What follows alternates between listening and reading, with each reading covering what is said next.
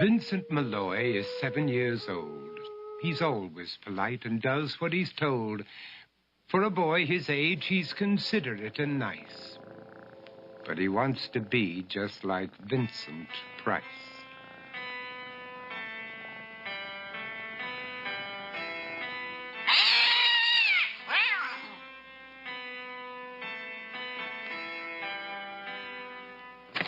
He doesn't mind living with his sister, dog, and cats, though he'd rather share a home with spiders and bats.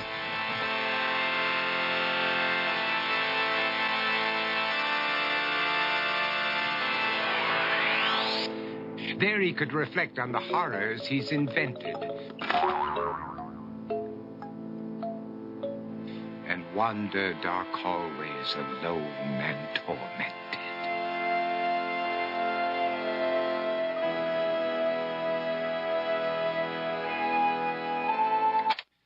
Vincent is nice when his aunt comes to see him, but imagines dipping her in wax for his wax museum.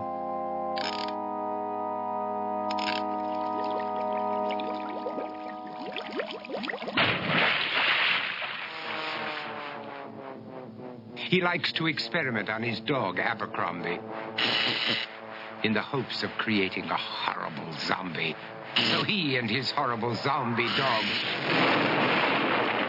could go searching for victims in the London fog.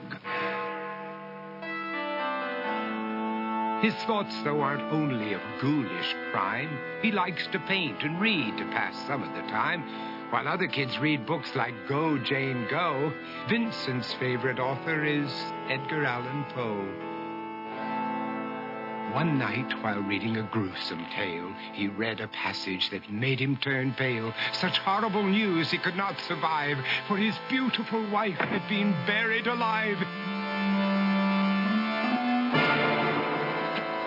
He dug out her grave to make sure she was dead, unaware that her grave was his mother's flower bed. His mother sent Vincent off to his room. He knew he'd been banished to the Tower of Doom, where he was sentenced to spend the rest of his life alone with the portrait of his beautiful wife. While alone and insane, encased in his tomb, Vincent's mother burst suddenly into the room.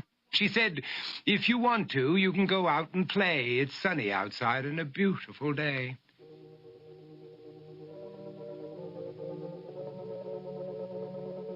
Vincent tried to talk, but he just couldn't speak. The years of isolation had made him quite weak. So he took out some paper and scrawled with a pen, "I am possessed by this house and can never leave it again." His mother said, "You're not possessed and you're not almost dead. These games that you play are all in your head. You're not Vincent Price, you're Vincent Malloy. You're not tormented or insane, you're just a young boy. You're 7 years old and you are my son. I want you to get outside and have some real fun." Her anger now spent, she walked out through the hall. And while Vincent backed slowly against the wall, the room started to sway, to shiver and creak. His horrid insanity had reached its peak. He saw Abercrombie, his zombie slave, and heard his wife call from beyond the grave. She spoke from her coffin and made ghoulish demands, while through cracking walls reached skeleton hands. Every horror in his life that had crept through his dreams swept his mad laughter to terrified screams. To escape the madness, he reached for the door, but fell limp and lifeless down on the floor. His voice was soft and very slow as he quoted The Raven from Edgar Allan Poe. "And my soul from out that shadow that lies floating on the floor shall be lifted nevermore."